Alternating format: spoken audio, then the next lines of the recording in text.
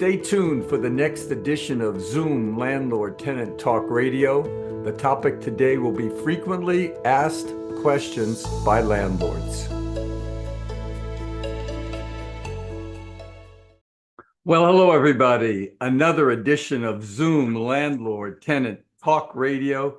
It is October 26th, 2024.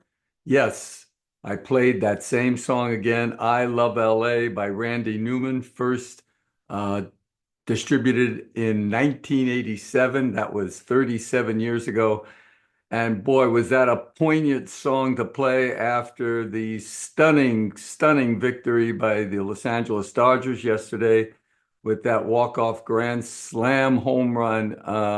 I, of course, was at the Laker game that night. We were playing the Phoenix Suns, and my team came back from a 22-point deficit and came back and won that game. So I was incredibly happy on both airs. So I figured it was worthwhile to play that song again.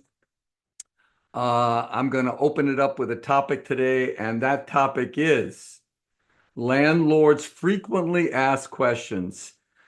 You know, I've been doing this for 48 years, ladies and gentlemen, and you hear so many different questions, so many unusual questions, and some crazy questions that landlords ask me regarding their property and their legal woes. But for the most part, we get questions that are frequently asked. So I want to go through each of these topics. I think you'll find it interesting. And this way you'll at least know what most landlords are asking.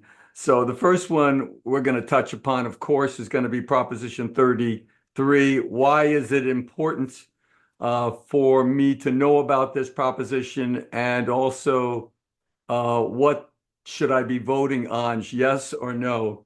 Well, as I stated in a previous broadcast, this will cause the death of our property investments. That will cause the death of our property investments. If this passes, Proposition 33, it will allow local rent control jurisdictions to impose rent control on single-family homes, townhouses, and condominiums. Right now, if you own one of those, you can raise the rent to market level. If this passes, even on your own single-family home, if you ever considered renting it out, you're potentially going to be under rent control where they'll limit what rent increases you can provide. It also would allow municipalities, local municipalities, to impose rent control on properties built after 1995. So if you have a property built after 1995, right now, a local rent control jurisdiction, let's say like Los Angeles or Culver City or Pasadena, cannot impose rent limitations on those properties. But if Proposition 33 passes, then of course, that municipality will have the right to do so. But the final nail in the coffin of why we cannot have this proposition passed is that it will allow local jurisdictions to do away with vacancy decontrol, which means that if you have an apartment and it becomes vacant, right now you can charge market rent for that. Well, if this law passes, this would allow municipalities to limit what you can charge based on a vacancy in your unit. This, again, would be the final nail in the coffin, ladies and gentlemen. We must defeat Proposition 33. So please don't waste your time waiting to November 5th. Right now, send in those ballots. You should also vote yes on 34 and also no on 5, which will just allow our property taxes to raise. Okay, let's move on to the second most frequently asked questions, and that deals with mold. You know, my tenant told me that he had mold, and I don't believe a word he says. Let me tell you something, ladies and gentlemen. This is a formula for disaster. This is a lawsuit waiting to happen. If a tenant claims mold of any type, you must go in there immediately and inspect and figure this out. Now, many times, mold is really just mildew because the tenant doesn't ever air out that bathroom when he's taking a steam shower for 14 hours. So mildew will start to grow. If that's the case, and generally you can treat that yourself, even though technically that's his job to do it, I would just do it. If your tenant is prone to having these steam showers and not opening up the window, you might consider investing in what we call a light fan. That is a light with a combination fan, where if the light is on in the bathroom, then the fan is automatically engaged. It's one device, and this will allow it to air out in your bathroom. However, mold generally doesn't grow in the Mojave Desert. Mold needs water, ladies and gentlemen. So if there has been a leak in the unit, if you notice any aspects of mold, if the tenant is complaining, especially if there's been a leak behind the wall, you need to get yourself a qualified mold specialist to come in there and formally treat. And if their mold levels are high, then you need to have that remediated immediately. Do not wait on this. This is why landlords get sued in these habitability cases. It always deals with mold. So make sure you test. People ask, do I have to give the test report results to the tenant? And the answer is absolutely not. You paid for the test, it's yours. Your job is to make a habitable place. However, when it has been remediated, or if the test results show nothing, then there's no reason not to give it to the tenant at that point to prove that there's no problems in that area. But other than that, you should immediately test and, if necessary, remediate. If there's water that has come in and seeped behind the walls, you got yourself a problem and you need to deal with it. But dealing with it now is going to save you the heartache of getting involved in a lawsuit where people are going to be asking for hundreds of thousands of dollars. I see it almost every week in my practice. Okay, what's the next most frequently asked question? And that is security deposits. I don't know what it is with landlords. Everyone knows that if they're leasing out a unit, they're going to get a security deposit. They all know that. But what they don't know is what you do with it once the tenant vacates. So once the tenant vacates, you have 21 days to send them a written itemization, not necessarily giving them back any money, but a written itemization mailed to his address. If you don't know where he moved to, he doesn't have a forwarding address, and you don't know where his work address is, then you mail it to the last known address, which would your property. And if it comes back, it comes back. If he did a forwarding address, then that's great. It'll be transferred to him. Now, from the security deposit on this itemization, you are allowed to deduct 4 reasonable and actual cleaning charges. So if you do hire a service, you can charge what that service charge you if it's reasonable. If you do the work yourself, or if you have your workers do it, you can do up a timesheet that my rate is $25 an hour and we spend 15 hours cleaning up this unit, whatever that time period is. You also are allowed to deduct for unusual wear and tear. So if you see cabinet doors that are just broken off, punched holes in the walls, all those issues, which would constitute unusual wear and tear, then you are allowed to deduct for that.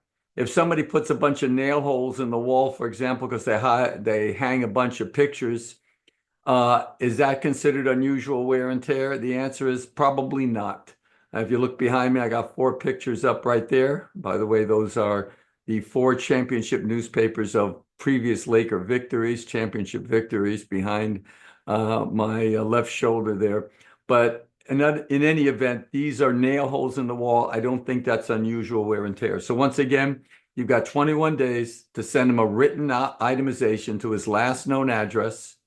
You are allowed to deduct for reasonable cleaning charges, unusual wear and tear, and the final item is any rent owed. If the guy skipped out and owed you rent, or maybe during the pandemic, he owed you 2 months rent and never paid you, this would be proper to deduct from the security deposit. So the fact that you're doing this itemization doesn't mean you're going to be giving him back money necessarily. It might, but it means that you have to prepare that itemization and you have to do it within 21 days. If you don't send that out within 21 days, if the tenant sues you, then you have to give him back all the security deposit because that's what the law says. You only have 21 days to do so. When the tenant moves in, how much of a security deposit can I take? Well, the law changed as of July of 2024, and it states that you can only take a 1 month security deposit. So a security deposit equal to that 1 month's rent when the tenancy is initiated. The only exception to that would be if you owe no more than two properties with a total of 4 units on those two separate properties, then you're entitled to a 2 month security. But if in fact you have, let's say, a 5 unit building, then you're beyond the 4 units. Or let's pretend you have two buildings each with 3 units in it, then again, you'd be above that limit. And I told in a previous broadcast that if you put one of those triplexes into an LLC, then that would mean there are two different ownerships for those 2 units, those two triplex properties. And you'd be able to get a double security deposit for each of those because no single owner owes more than 4 units. So keep that in mind if you have properties that are smaller in nature. Of course, if you got an 8 unit building, there's nothing you can do with that. Okay, next topic of a frequently asked question is abandoned personal property. My tenant left. He left a bunch of garbage in my mind, but it's clothes and chairs and a fan. What do I do with this after my tenant vacated? Well, technically, his personal property would be considered abandoned. You have to actually send him to his last known address a formal notice of belief of abandonment. That form is on my website, evict123.com. And you send that to his last known address, which is probably your property. You fill it out. And if in fact in 18 days he hasn't claimed that property, then you have the right to dispose of it if it's worth less than $700. If it's worth more than $700, then you have to hold a public auction. In the YouTube notes, I will give you a recommendation on somebody who can hold that public auction. But again, you only need to do that after you serve that notice of a belief of abandonment. You waited 18 days and there was nothing claimed by the tenant. In that situation, you can toss the stuff away. But if it's worth more collectively for all the items combined, then you're going to have to hold a public auction. And I will give a recommendation in the notes in the YouTube, which will be posted tomorrow. Okay, that's dealing with abandoned personal property. Moving on to a different topic, and that is small claims courts. What can I sue for in small claims court? What's the jurisdictional limit? Well, number one, they don't allow attorneys in small claims court. So you can't ask a law firm such as mine to assist you with that because they don't allow attorneys. But there's really no problem. You can do it online, or if you're challenged, you can just go down to the court closest to where your property is, go to the small claims court division. The court clerk will fill out those paperwork for you. You don't even have to fill it out. They'll do it for you. They'll take a fee. I'm not sure what it is, but certainly less than $100. And you can sue your tenant. Now, if your tenant owes rent during the COVID period, and that's from March of 2020 through September of 2021, then there is no jurisdictional limit for COVID rent. If the guy owed you $80,000, $90,000, $200,000 in rent for that period, you can do that all in small claims court. For any period that is either not COVID related or for some time out of that period, then the jurisdictional limit of small claims court is $12,500. Many times a tenant owes you something, maybe damage to the property, or maybe he owes you $20,000 in rent, but it's not during the COVID period. It generally is not cost efficient to hire a law firm. They're just going to charge too much money. It's going to be on an hourly retainer. It just doesn't make any sense. So it's best to say, hey, you know what? Let me just limit it to $12,500 unless it's that COVID period. And if I can collect 12,500, then it's much better than hiring an attorney. Okay, moving along. The next question we get is emotional support animals versus service animals. So if a tenant's moving into your unit and says that, I have no pets, and you say, good, because this is a pet-free building. And the next thing you know, after the rental agreement's signed, he brings in a pet, and then he's showing you this emotional support animal documentation. Well, if he has the documentation, ladies and gentlemen, there's nothing you can do about it. You have to allow for that reasonable accommodation. So for an ESA animal, the documentation, it has to be a letter from a medical professional who's located within the state of California. The medical professional has to put his license number on that letter. He has to state in that letter that the tenant has a disability and requires the services of an emotional support animal. It also has to be where the tenant treated with this medical professional at least 30 days before the medical professional issued this letter. If he has that qualified letter that meets those criteria, then you're going to have to allow for this emotional support animal. But that's not universal, ladies and gentlemen. If in fact this emotional support animal is barking all day long and just does not keep quiet and is disturbing other tenants, then that would not be considered a reasonable accommodation. That would be considered an unreasonable accommodation. And you can tell the tenant either quiet the dog down or you're going to have to get him out. You can bring another emotional support animal, but you can't bring this particular emotional support animal because it's disturbing other tenants.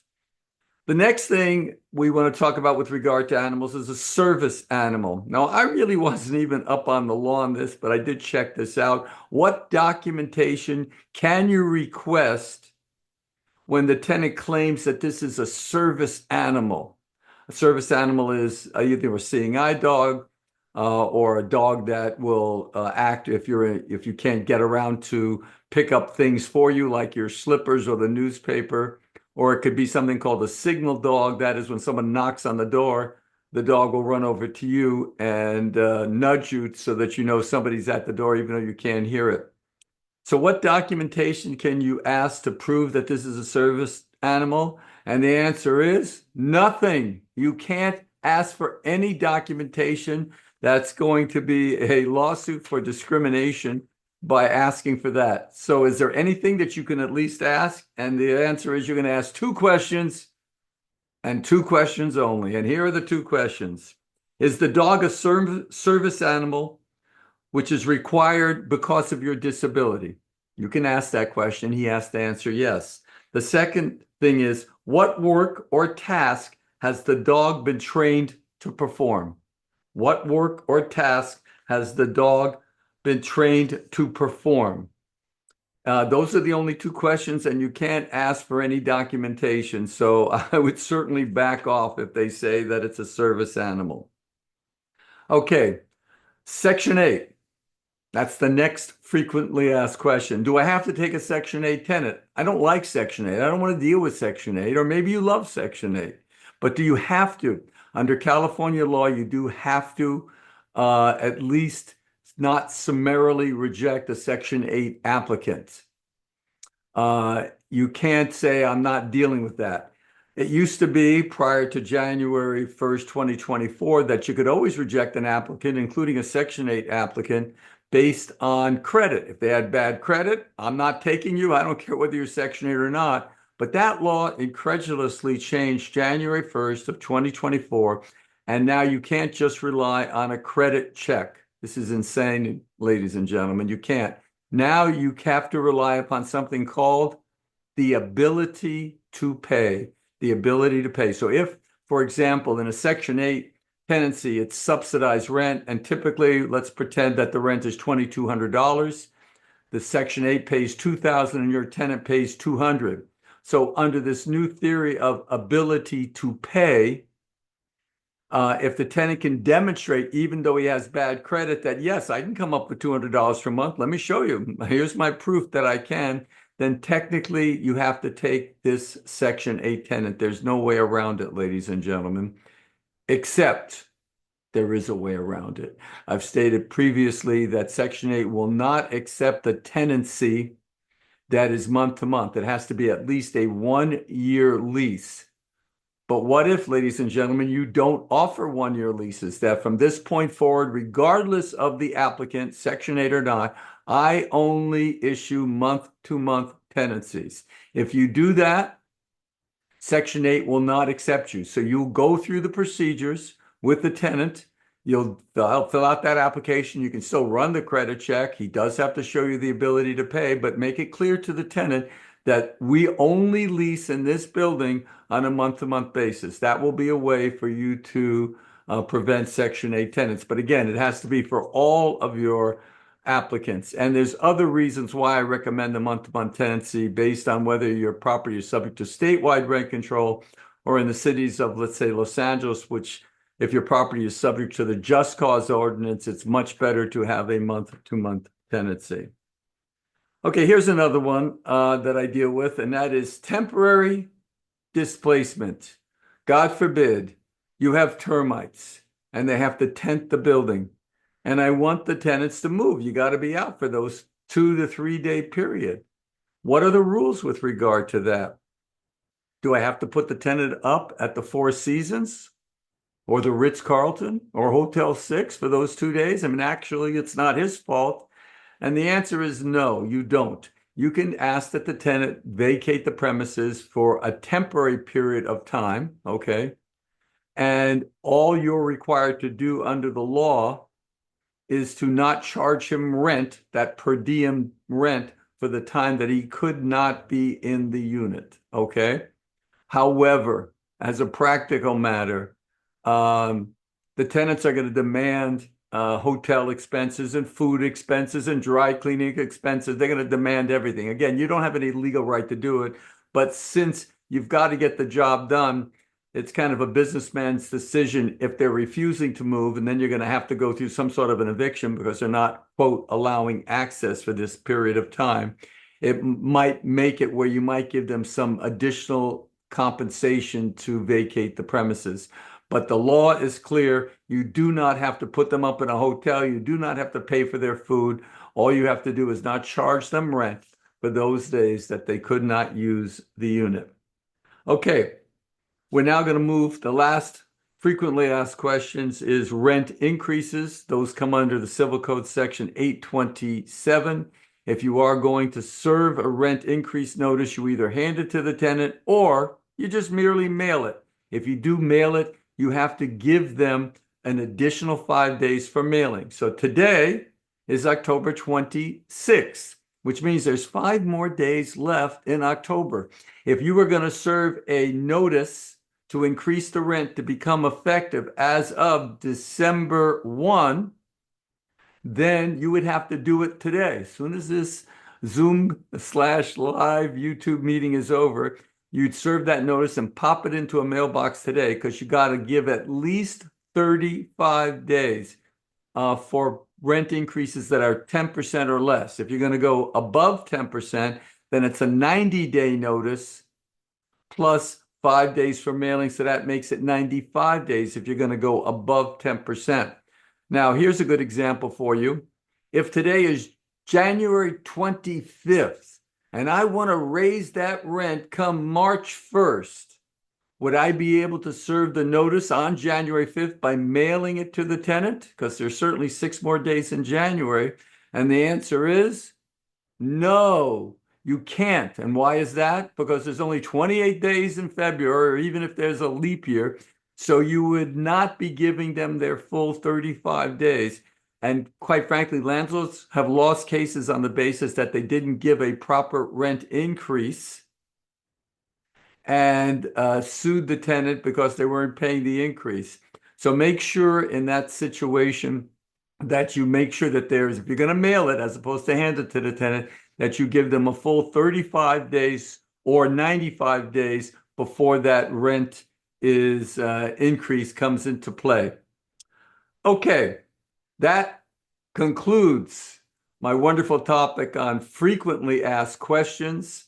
And hopefully you gained some knowledge from that. We are going to open it up to questions now. We know the rules that this broadcast is only for informational purposes only. It's not a substitute for legal advice. If you do want to talk to me, it's very simple. If you're on the Zoom meeting, you electronically raise your hand, and we'll see if we can get to everybody today. And by the way, as soon as this is over, I'm going to exit that door behind me and race over to the crypto.com because I'm there for a Laker game, even though I know everybody's going to be watching the Dodger game, but I'm going to a Laker game. In fact, if you look over my right shoulder, you actually see my Laker jacket that's hanging there. And I'm going to be taking that, putting that on and racing over to the game. But in any event, electronically raise your hand. Please, if you do have a case with me, this broadcast is only for general questions only. Please do not discuss a specific case that you have with my firm. And last but not least, if you please don't be shy. If you are being called on, I would like for you to open your camera. It's not mandatory, but everybody would like to see whom I'm talking to. And so please open your camera so that everybody else can see you. And with that, we're going to open it up to first caller will be NDCP. I'm going to ask you to unmute yourself. Good afternoon, David. Excuse me, Dennis. Thank you. Amen. Please excuse the dark screen today. I will take care of that in future meetings. Thank you. A couple of questions. I have three avenues of approach. I have the 95-day raising of rent approach. I also have a 30-day larger termination of hire approach, and of course a 3-day notice to cure the violation. And so I'm thinking of using all three of them in a time sequence to sort of put the pressure on and have this tenant, really go. I don't want them to stay. So what would you recommend as far as using them all? First of all, what's the breach that you're serving them with that 3-day notice to perform?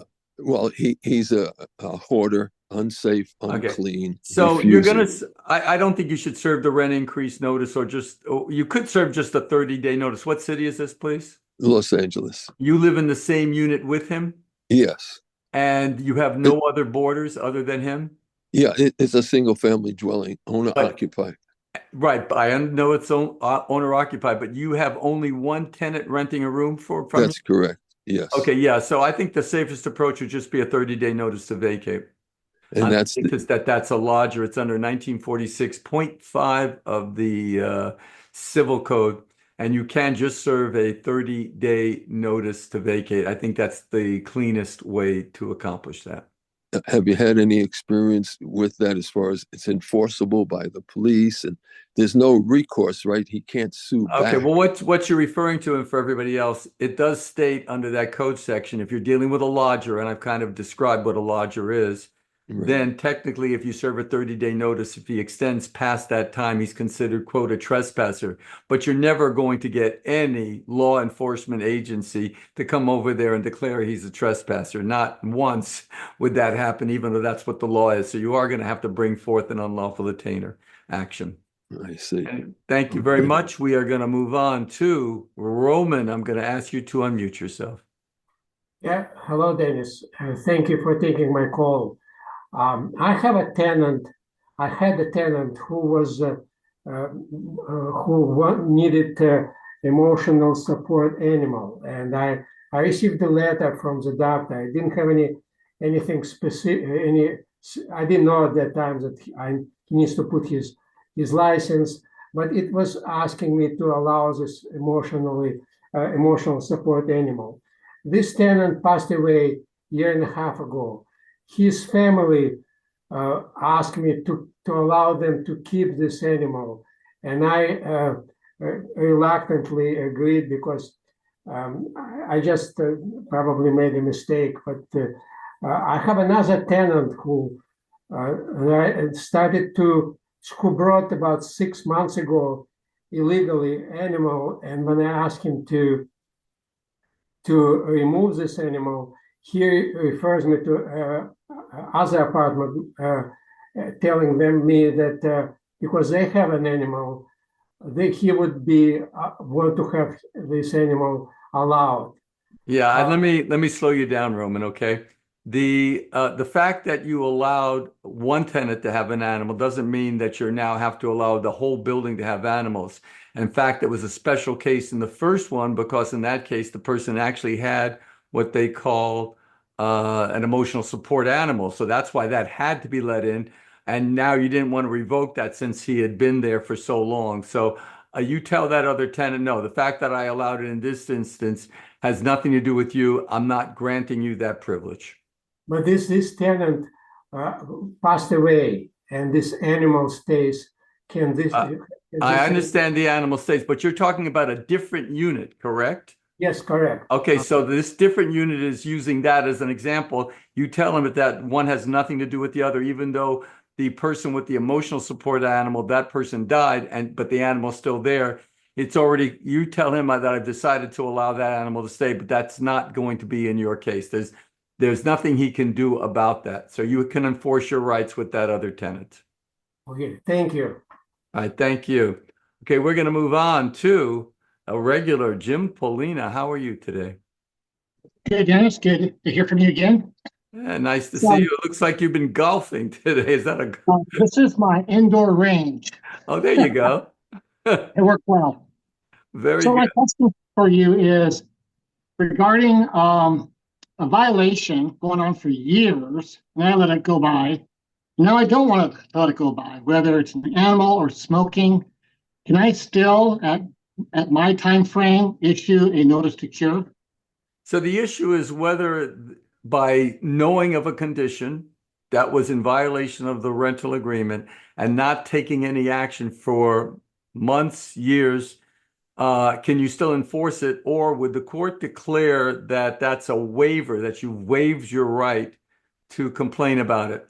And it's really on a case by case basis as to what specific thing the tenant is doing. A lot of times landlords don't know that they're violating the contract, but they come to find out much later. Also, almost all rental agreements have what they call an anti-waiver provision, which specifically states that if there is a condition that you're violating and I don't take action on it, that doesn't mean I am waiving my right. And you agree that I can bring that up at any time. So I would check your contract. I know that's in my contract, which, by the way, all my forms, ladies and gentlemen, are on my website at evict123.com. That's EVICT123.com. I'll also put it in the YouTube notes. But as long as it has that anti-waiver provision, but I would still tailor it because uh, anytime you try to evict a tenant based on a breach of the rental agreement other than rent, it has to be a substantial breach. It can't be what they call a trivial breach. So a judge, even with that anti-waiver provision, could say, look, I'm deeming this to be a trivial breach of the contract because you know what? You knew about it for 14 years and you didn't do anything about it. Okay. Got a second question. Sure. Regarding the service animal, apparently, unlike the emotional support animal, there is no doctor authorization for a service animal. No. You can only ask those two questions. Is the dog a service dog required because of your disability? And what work or task has the dog been trained to perform? That's it. Can I ask for the tenants who have the dog perform to show that they is actually trained to do what he's supposed to be doing? And the answer is no. You're going to get yourself sued, my friend. He's going to do light housekeeping and vacuuming, right? Thank goodness. All right. Thank you very much, Jim. Eric. Eric S., how are you? I'm great, Dennis. I'm great, Dennis. How are you? I'm good, thanks. I have two questions. The first question I had is, I have a tenant that did not cover the rent for October 1st. So I gave a notice on October 3rd, but the tenant lease expires on the 17th of October.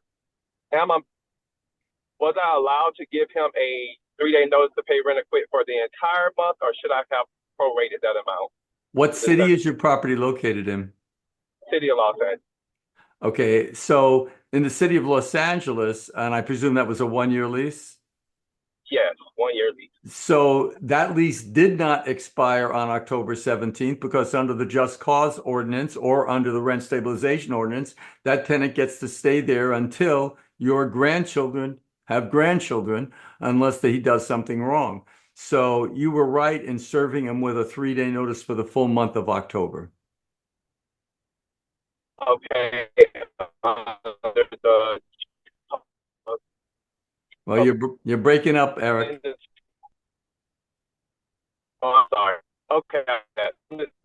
I'm going to move on because you're breaking up, but On hopefully you that note, got the answer to that question. We're going to move on to Austin. How are you?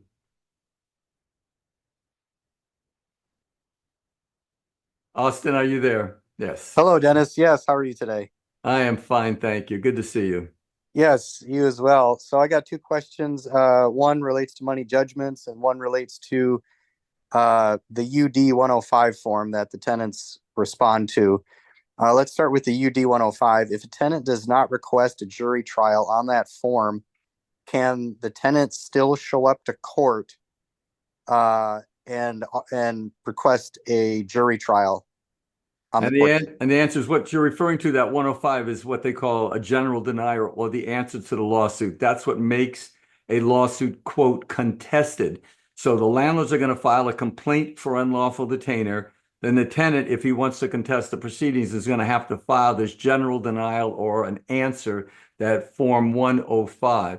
Does he have to request that he wants a jury in that form? That form does allow for stating that you do want a jury form, but it's not required to be in the form. Under the rules for the state of California, you have to request a jury trial at 5 days prior to the date of the trial, and you also have to pay the filing fees for the jury, which is $150 per day. So you would have to do that. Most tenants, in fact, almost all tenants, get what they call a fee waiver, so they wouldn't have to post the fees, but they would have to request a jury trial at least 5 days prior to the actual trial date. Okay, so that answers that question. And then regarding money judgments, so my understanding is attorneys and collection agencies can take 40-50% of what's collected, which just really stings when you've already lost a lot of money and had to pay a lot of money. Well, let me correct you.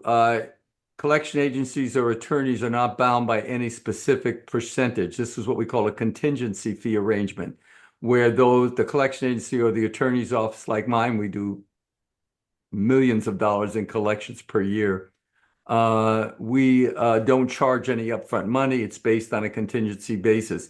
There is no specific amount. We charge for most judgments 50%. And if the judgment is very high, 100,000 or 200,000, then we do offer some discounts off of that. But that is a standard rate. But you can negotiate that with any attorney's office or any collection agency. Say, I only want to pay 20% of my judgments. Now, you might not get any takers. I know I wouldn't take the case on that basis. And the reason for the high, which might sound high, is there's a lot of money that's invested in collecting on a judgment. I know it because we do it. There's data checks. We'll find, for example, a bank account. We don't know how much money is in that bank account. So we'll run a levy. We have to pay writ fees. We have to pay sheriff fees. And then it comes back where there's $2 in the account. Now, those costs are not made to be paid by the creditor. That would be the person holding the judgment. We absolve that. And a lot of times we'll run credit checks, which of course cost money, and we won't find anything for 1 year, 2 year. We actually do it every single year, regardless, to see if we can find assets, because sometimes tenants, especially when they first get evicted, have nothing, but maybe in 4 years they got a good job or they got some money in a bank account and we swoop in and grab it. But that's the reason why we charge what we charge and why collection agencies charge what they charge, because there's a lot of costs involved, and it would not make economic sense if you didn't charge that amount. At least that's our position.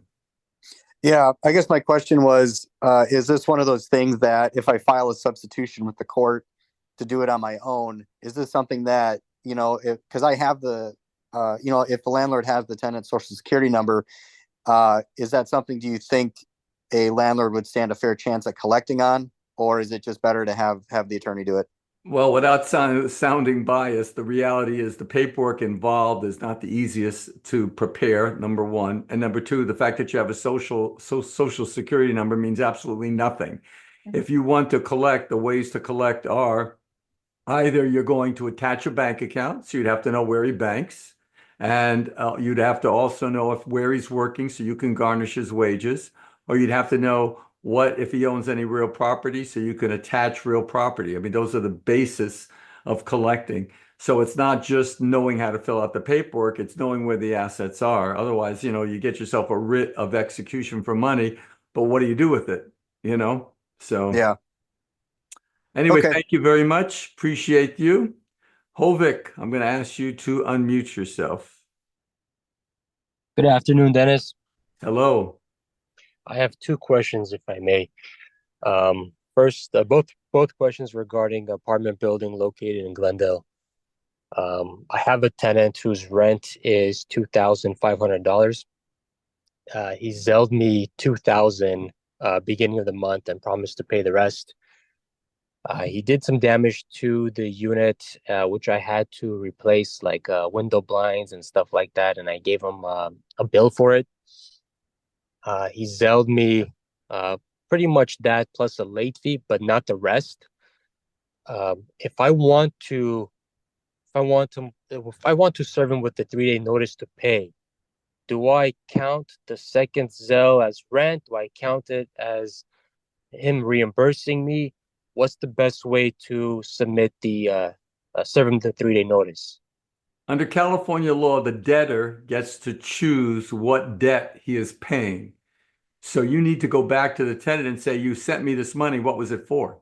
Were you paying the balance owed on the rent? Were you paying for the damage that you did? Were you paying a late charge? Get him to commit what he's paying it for. And then if any rent is owed, you can certainly serve a 3-day notice for the rent. Since you presented him the bill with the damage, so if he says, no, I was just paying the rent and the late charges, then you could serve him a notice to perform or quit to reimburse you for your out-of-pocket expenses based on his negligent conduct and damaging whatever he damaged. That term would have to be in your rental agreement, but they're in most rental agreements. I understand. And then my last question, I noticed one of my tenants had brought in a little dog. Most times when I do visit the property, I see the animal. So I recently took upon myself to go and have a conversation with him and tell him, remind him that dogs are not allowed and stuff like that. He told me that the dog belongs to a friend and the dog is kind of in and out. When I was there in his unit, the dog wasn't present, but I see the dog every now and then. So I'm not sure if I what to do now. Well, it's very simple. Whether the dog's a temporary dog or a permanent dog, it makes no difference. If the dog's on the property, he's in violation of his rental agreement. I would serve a notice to perform or quit, giving him 3 days to get rid of the dog. If you see the dog there thereafter, you have the right to evict. The only exception would be if, in fact, you accept rent for the next month, then you'd have to reserve that notice. So what I would do is collect the rent for the month of November. After you collect the rent, serve a 3-day notice to get rid of the dog. If you notice any presence of that dog on the property, whether it's his friend or anybody else, then that would be a violation of the contract and we could proceed forward with an eviction. Just one time is enough to evict. Dog is there. Rental agreement says you can't have dogs. Got it. Thank you so much, Dennis. Appreciate it. No problem. And let's move on to Anna. I'm going to ask you to unmute yourself. Hello, Dennis. How are you? I am good. You're shy, Anna. You have to open up your camera the next time you call.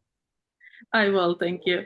Dennis, you just mentioned it for section code 827 for rent increase notice for Mhm. 35 days. That's applied for same section code if we change the tenancy terms of the tenancy too. Not necessarily. What change of terms are you intending to do? Let's say changing the terms of tenancy for the attorney fees. For attorney fees, no, that would be, well, let me think it out. I think you're right. I think it would be 5 days additional on that as well. So as long as you served it 35 days in advance, you're fine. And that notice should be However, with a change of terms of tenancy, you can just post it on the door and mail it. Actually, let me take that back now that I'm thinking about it. Anything other than rent, you have to change the terms of tenancy, you have to either hand it to the tenant and or post and mail it. And there's no 5 days in that situation. So you're either handing it to the tenant or post and mail. Only for rent increases, you can mail that, and then you have to add the 5 days. okay. So if we post that on door, we have to mail it same day. Yeah, well, you don't have to mail it the same day, but then the service is not complete until you mail it, and it's 30 days from when you mail it. Okay, doesn't matter. Notice says that 30 days service upon of the notice. Right, but that's 30, but the notice is not served until you mail it. So when you mail it, then you've completed the service. So So if I 30 posted days, it on Monday and I mailed it on Friday, service is complete on Friday. and if it's posted, then would we need some affidavit or something who served it, who posted, or no needed? No, but if it comes to play, you're going to need to have a declaration of the person who served it. But if it doesn't come to play, it's irrelevant. It can be served by family member or Can the be served by anybody, including the landlord. okay. So 30 days, it's not necessary for 35 days. That's No, all. not if you hand it to the tenant or post and mail it. Okay, thank you. Appreciate All right, thank you very much. Juan's iPhone, how are you, sir?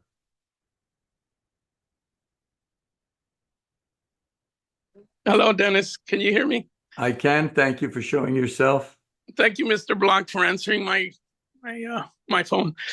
My question is, I went through an eviction and the tenant's attorney offered for me to give them like 2 months so they can leave, but I don't know how to make sure that.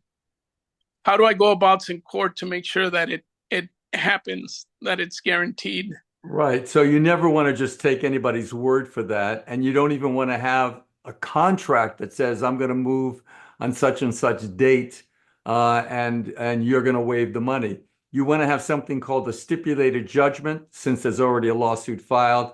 And that stipulated judgment acts as a judgment. It's signed by the judge.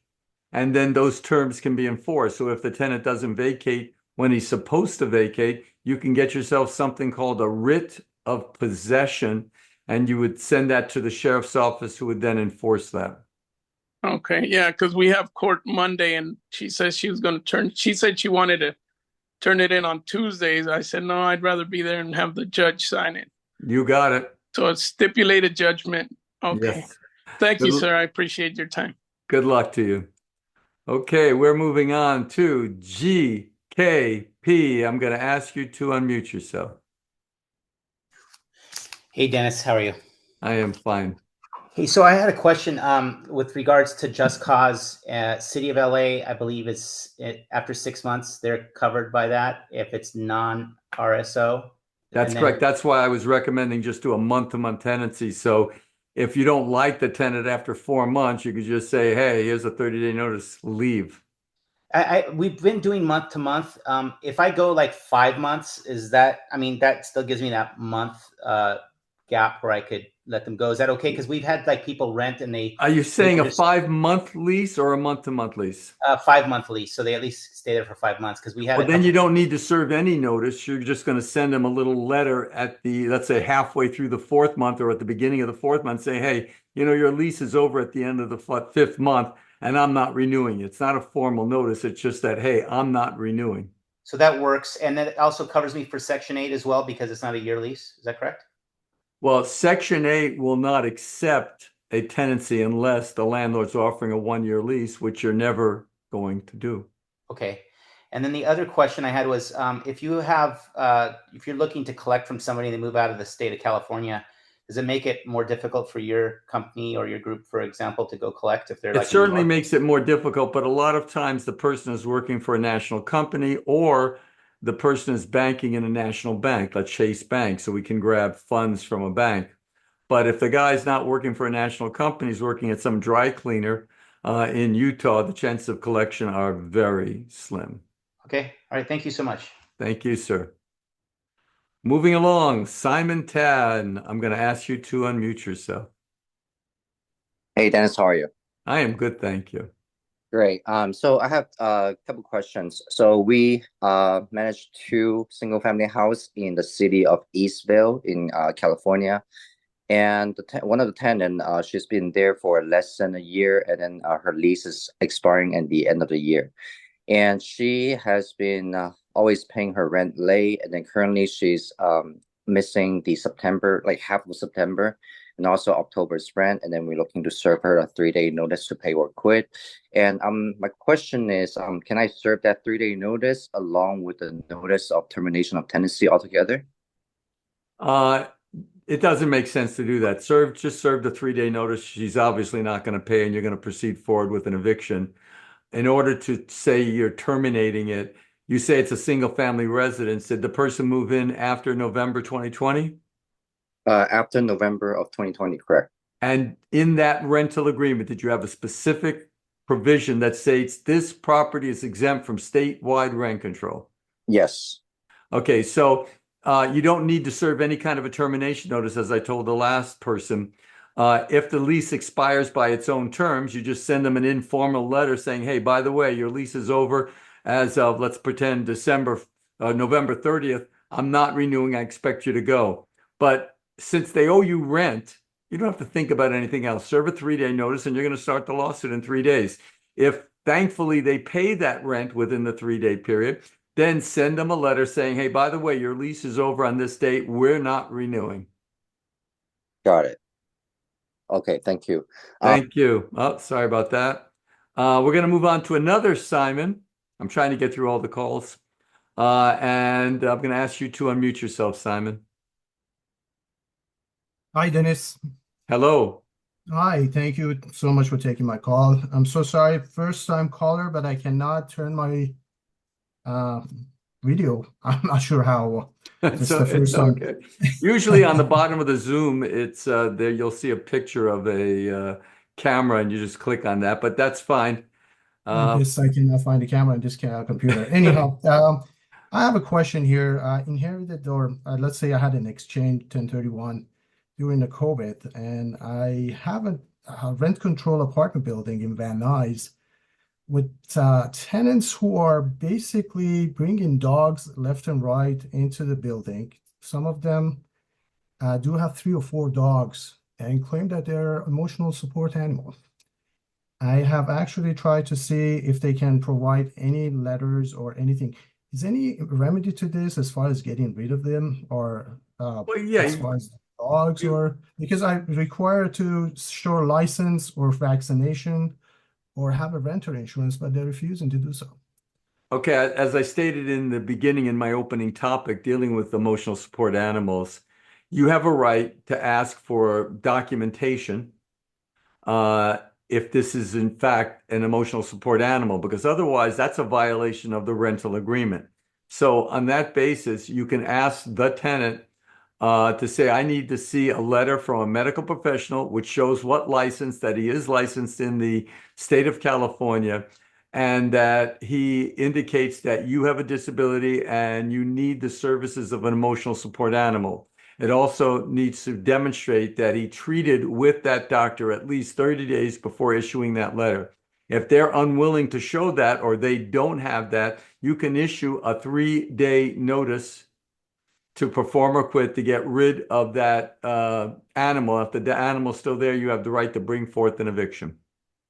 Another question, how many dogs or animal are they support just legal to have? Like, let's say 3 emotional support, or You that's what they know, call I've seen one moronic doctor state that the emotional support animal was a rooster. This, I kid you not. So Right. these doctors are crazy, and yeah, and they'll say there's 3 people in the family, and I've got 3 letters for each of the family members. Everybody needs emotional support. Let me tell you something. If everybody in the family needs emotional support, I think they need deep counseling. Quite frankly, I don't think a dog is going to help. But anyway, that's where we stand on that. Is Anyway, would you be able to I guess serve them if I call your office? I guess I have like probably 10 or 15 cases like that. Would you be yes, able to? we would certainly be able to assist you. Okay, 1-800-77-evict. Anyway, thank perfect. you Thank you. much. I did kind of by mistake, I kind of cut Simon Tan off. So I'm going to ask you to unmute yourself. Hey, Dennis, thank you for getting back to me. So, my other question is that I also have another rental property in city of Eastville, and the tenant has been living there for more than 4 years. And currently, he's been asking us to, pay for carpet cleaning, repainting the wall, and removing some of the like ant problem. Are we required to do that? Okay, first of all, you don't have to clean carpets. That's not your problem. You have to take care of carpeting if it's worn or frayed. So that's number one. Painting is your responsibility, but you only have to paint it not for cosmetic reasons, only if the paint is peeling or chipping. Then it would be your responsibility. Otherwise, this is you don't have to clean his toilets either. That's his problem to clean his walls. And the last but not least, you said that he has ants. That's definitely your responsibility under the civil code to make sure that it's pest free. So I would call a reputable pest control company and have them come out there and check it out and do what is necessary to eliminate the problem. Okay, thank you so much for that. Okay. Well, I see that we ran out of questions, and it's good because I'm going to be skedaddling out of here to get down to crypto.com so I can watch my Lakers. Hopefully, the Dodgers win tonight. Hopefully, the Lakers win tonight. And I do appreciate everybody coming out. One thing is certain, we are going to be doing this next Saturday at 3 p.m. And once again, thank you, everybody. Appreciate you guys.